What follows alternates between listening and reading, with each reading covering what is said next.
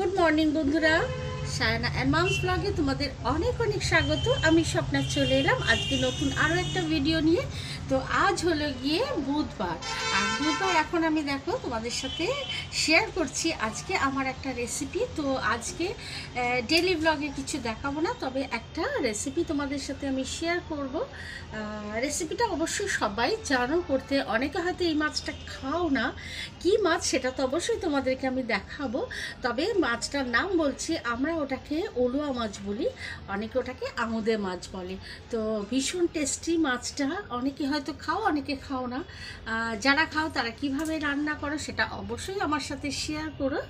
আর আমি কিভাবে করছি, এটা অনেক রকম প্রসেসে করা যায়। বেশি ভালো লাগে এটা বেশ কড়া করে লাল করে ভেজে ডাল দিয়ে খেতে, অসম্ভব ভালো লাগে। গরম গরম ডাল, পাতলা করে মুসুরির ডাল করবে টমেটো ধনেপাতা দিয়ে, আর তার সাথে গন্ধরাজ লেবু নেবে, অসম্ভব ভালো লাগে। তার সাথে মাছ ভাজাটা, আর সঙ্গে যদি একটু আলুর চোখা নাও, দারুণ লাগে। তো আমি এটাকে আজকে বেগুন দিয়ে আলু দিয়ে একটু অল্প ঝোল ঝোল মতন করব। এটার মানে মাছটা ভীষণ ভালো লাগে খেতে। তো চলো কিভাবে আমি রান্নাটা করছি সেটা অবশ্যই তোমাদের সাথে শেয়ার করব। আশা করব সবার ভালো লাগবে, আর ভালো লাগলে অবশ্যই আমাকে কমেন্ট করে জানাবে। আর যারা নতুন আছো তারা প্লিজ আমার চ্যানেলটা সাবস্ক্রাইব করে আমার পাশে থেকো। তাহলে চলো সোজা রান্নাঘরে যাই, আর রান্নাটা আমি কিভাবে করছি সেটা তোমাদের সাথে শেয়ার করছি। চলো। তো এখানে দেখো আমি মাছগুলো ভালো করে ধুয়ে আর নুন হলুদ মাখিয়ে নিয়েছি। মাছটা কেটে আনা ছিল, দেখো মাথাগুলো সব ফেলে দিয়েছি। এরপর আমি কড়াইতে তেল দিয়ে দিলাম, তেল দিয়ে এবারে মাছগুলো ভাজবো। আর এক্ষেত্রে তেলটা একটু বেশি দেবো, কেননা মাছগুলো নাইলে কড়াইতে আটকে যাবে, সেই জন্য তেলটা একটু বেশি দিলাম। তো এবার দেখো মাছগুলো আমি ছেড়ে দিচ্ছি, একটু হালকা ভাজা হবে, খুব কড়া করে ভাজবো না। তো চলো মাছগুলো আমি একে একে ভেজে নিয়ে তারপর আবার তোমাদের কাছে আসছি।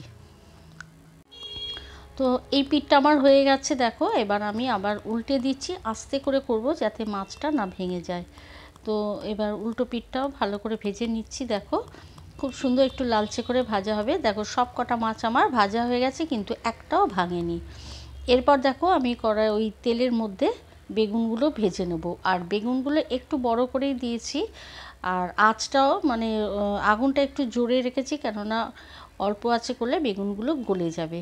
তো দেখো বেগুনগুলো লালচে করে ভেজে এবার আমি বেগুনটা তুলে নিচ্ছি, নিয়ে এবার ওই তেলের মধ্যেই আমি আলুগুলো ছাড়বো। তার আগে আমি দেখো পাঁচফোড়ন দিয়ে দিলাম তেলের মধ্যে, আর তার সাথে দিয়ে দেবো পেঁয়াজ কুচোনো। একটা গোটা পেঁয়াজ আমি কুচিয়ে নিয়েছি, তো পেঁয়াজটা ছেড়ে দিলাম।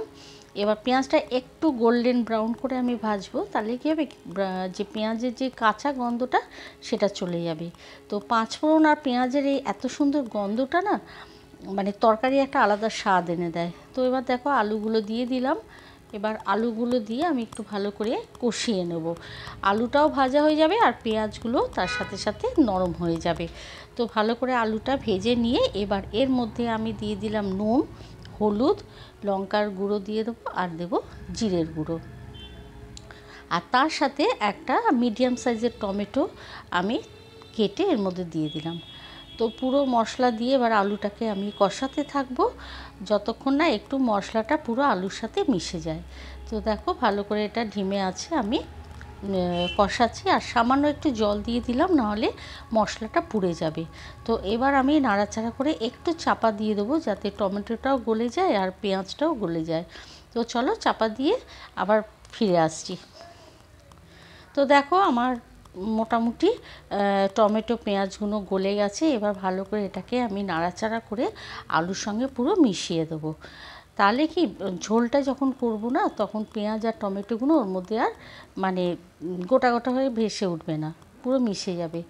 তো এবার দেখো ভালো করে এটা মশলা মাখিয়ে নিয়েছি আলুর মধ্যে। এবার এর মধ্যে আমি দিয়ে দিলাম জল সামান্য দিলাম, দিয়ে এবার এর মধ্যে আমি দিয়ে দেবো বেগুনগুলো, কেননা আলুটা মোটামুটি সেদ্ধ হয়ে গেছে। এবার বেগুনটা দিলে আর বেগুনটা গলবে না, বেগুনটা গোটা গোটাই থাকবে। তো এরপর আমি আবার একটু জল দিয়ে দেবো, কেননা মাছগুলো দিতে হবে। তো দেখো সামান্য একটু জল দিয়ে মাছটা ছেড়ে দিলাম, কিন্তু আরও একটু জল দিতে হবে, নাহলে মাছগুলো এর মধ্যে ফুটবে না।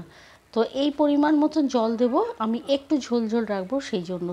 তো দেখো তৈরি হয়ে গেল আমার ওলুয়া মাছের তরকারি আলু বেগুন দিয়ে। আর এর মধ্যে আমি একটু কুচনো ধনেপাতা দিয়ে দেবো। এত সুন্দর গন্ধটা বেরিয়েছে কি বলবো তোমাদেরকে, এই একটা তরকারি দিয়ে মনে হবে ভাত খাওয়া হয়ে যাবে। তো চলো, ভিডিওটা কেমন লাগলো, যদি রেসিপিটা ভালো লেগে থাকে তাহলে অবশ্যই কমেন্ট করে জানিও, আর আমার চ্যানেলটা সাবস্ক্রাইব করে পাশে থেকো।